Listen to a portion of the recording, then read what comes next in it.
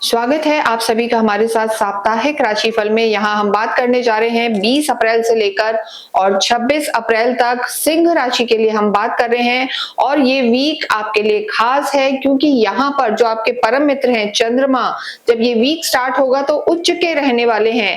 यानी चंद्रमा की स्थिति इस पूरे ही वीक में पहले वृषभ में रहेगी, फिर मिथुन में रहेगी, फिर वो रहेंगे कर्क में और फिर आपकी राशि में रहेंगे। तो यहाँ हम अगर बात करें तो सिंह राशि के लिए हफ्ते की शुरुआत बहुत अच्छी है क्योंकि जो शुक्र हैं वो आपके कर्म क्षेत्र में स्वग्रही हुए हैं। यानी कर्म क्षेत्र में शुक्र का स्वग्रही होना लाभ के बड़े योग बना रहा है। साथ ही साथ अगर हम यहाँ बात करें चंद्रमा भी उच्च के रहेंगे तो कार्य क्षेत्र की स्थिति बहुत अच्छी बनी हुई है। आपकी सोच अच्छी रहेगी क्योंकि आपके राशि स्वामी सूर्य जो है इस समय आपके भाग्य में उच्च के होकर चल रहे हैं। तो यहाँ पर आपका आत्मविश्वास बढ़ा रहेगा। साथ ही साथ आपके जो पिता हैं उनसे भी आपके संबंधों में सुधार होगा, चीजें आपके लिए अच्छी रहने वाली हैं। लेकिन यहाँ पर देखिए जब भी चंद्रमा 8वें 12वें या चौथे घर में होते हैं तो थोड़े से कमजोर हो जाते हैं। आपको विशेषकर ध्यान रखना है 24 और 25 तारीख को, क्योंकि 24 और 25 तारीख को चंद्रमा अपने ही घर में होंगे यानी कर्क में होंगे, लेकिन वो आपके लिए 12वां भाव होगा। तो ऐसी स्थिति में जब चंद्रमा 12th हाउस में रहेंगे यानी 24-25 तारीख को, वहां पर आपको थोड़ा सा आइसोलेशन लग सकता है। आपको थोड़ा सा अपना ध्यान रखना है।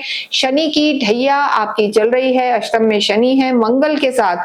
तो यहाँ पर अगर हम स्वास्थ्य की बात करें तो स्वास्थ्य को लेकर पहले से हालांकि सुधार होगा, लेकिन आपको 24-25 तारीख को थोड़ा सा ध्यान रखना है। अगर ट्रैवल करते हैं तो चोट वोट लगने का भय रह सकता है। और इसके साथ ही बुध क्योंकि नीच के चल रहे हैं तो स्टमक रिलेटेड इशू भी आपको परेशान कर सकते हैं या स्किन से रिलेटेड इशू आपको परेशान कर सकते हैं। जरूरी नहीं है सबके साथ ऐसा हो, लेकिन जिनकी कुंडली में शनि खराब है, नीच के हैं, शत्रु घर में है, क्योंकि ढैया चल रही है, तो उन्हें थोड़ा सा इस वीक में 23-24 तारीख को अगर हम देखें तो यहाँ थोड़ा सा सावधानी रखने की जरूरत है। इसके साथ ही इस पूरे ही वीक में राहु केतु के बीच में सारे ग्रह रहेंगे, यानी काल सर्प दोष बना हुआ है। तो कभी बहुत अच्छा फील करेंगे और कभी थोड़ा सा लो फील करेंगे, तो मूड स्विंग्स यहाँ पर रह सकते हैं।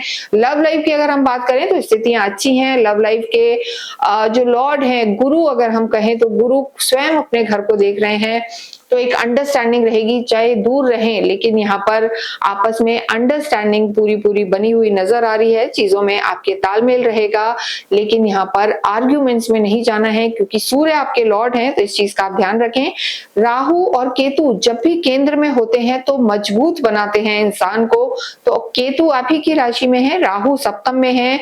राहु शनि सूर्य मंगल का सप्तम में होना थोड़ा सा ईगो क्लैशेस कई बार आ जाते हैं। तो वैवाहिक जीवन में आपको आर्ग्यूमेंट से बचना है। हालांकि गुरु की नवम दृष्टि वैवाहिक जीवन में कुछ बिगड़ने नहीं देगी। रादर जिन लोगों का विवाह नहीं हुआ है उनके लिए विवाह के योग भी बनेंगे। फैमिली प्लानिंग और वैवाहिक जीवन के लिए कोई ना कोई खुशखबरी यहाँ पर मिल सकती है। संतान से संबंधी खुशखबरी भी सिंह राशि के लिए नजर आ रही है। तो समय आपका अच्छा बना हुआ है। कार्य क्षेत्र की अगर हम बात करें तो कार्य क्षेत्र में जब वीक का स्टार्ट होगा यानी 20 तारीख से ही चंद्रमा उच्च के रहेंगे। अगर आप किसी भी स्पिरिचुअल वर्ल्ड से जुड़े हुए हैं, कंसल्टेंसी का काम है, ज्योतिष का काम है, occult, healing sciences, counselling, teaching, इन सब कामों में आप हैं, तो चंद्रमा उच्च के होकर यही विराजमान है। इंट्यूशन पावर आपकी बहुत ज्यादा अच्छी रहने वाली है। साथ ही आपके जो राशि स्वामी है भाग्य में उच्च के हैं, सरकारी क्षेत्रों से फायदा आपको हो सकता है, बड़े लोगों से मिलना जुलना हो सकता है।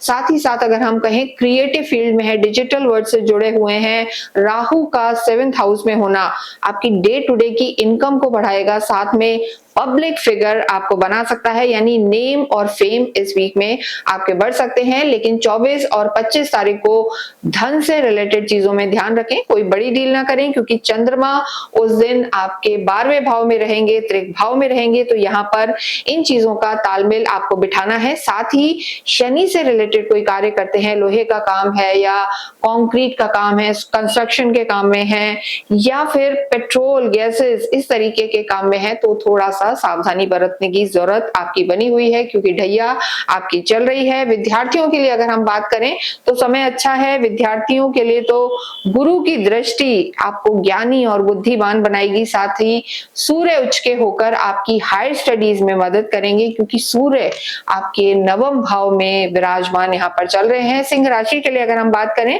तो देखिए, सूर्य का नवम भाव में होना हायर स्टडीज से आपको लाभ करवा सकता है। पीआर वगैरह अगर कहीं अटक रहा था, फॉरेन में जाके पढ़ना चाहते थे, तो भी यहाँ पर आपको सफलता मिल सकती है।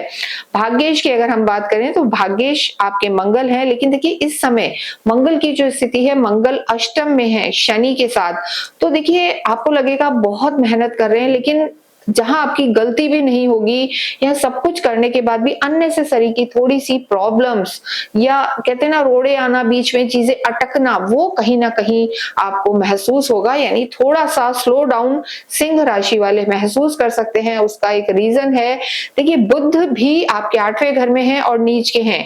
हालांकि बुध का 8वें घर में होना सडन आपको पैसे से लाभ करवा सकता है, अचानक लाभ करवाता है। स्पेक्युलेटिव काम में है, ग्रे मार्केट का काम है, इसकी टोपी उसके सर, इस तरीके के काम अगर आप करते हैं तो बुध यहाँ पर आपको लाभ दे सकते हैं। लेकिन बुध नीच के भी हैं और अष्टम में भी हैं और आपके लिए लाभेश हैं, धन भाव के स्वामी हैं।